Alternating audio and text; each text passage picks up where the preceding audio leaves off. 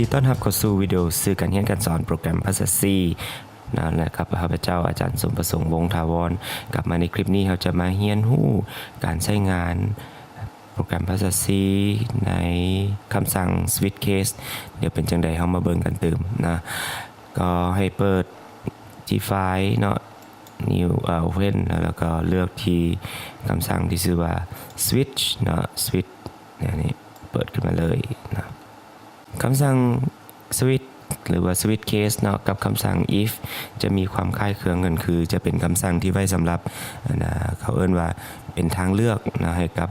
คนเขียนโปรแกรมว่าจะให้เลือกเฮ็ดคำสั่งตัวใดตัวหนึ่งแต่ว่าสำหรับ switch นี่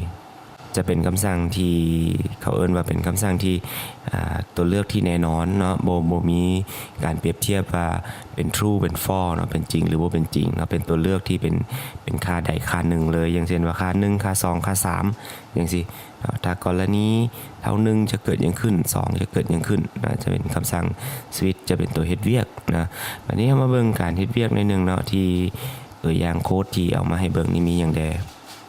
สำหรับตัวอย่างคำสั่ง switch ในนี้เขาจะมี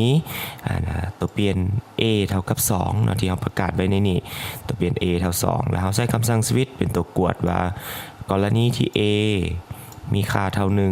1จะแสดงคำว่า first case นะถ้า a มีค่าเท่า2จะแสดงคำว่า second case ถ้า a มีค่าเท่า3จะแสดงคำว่า third case นะแต่ถ้าเป็นค่าอื่นที่บ่แม่น1 2 3นะจะขึ้นคำว่า default case เดี๋ยวเรามา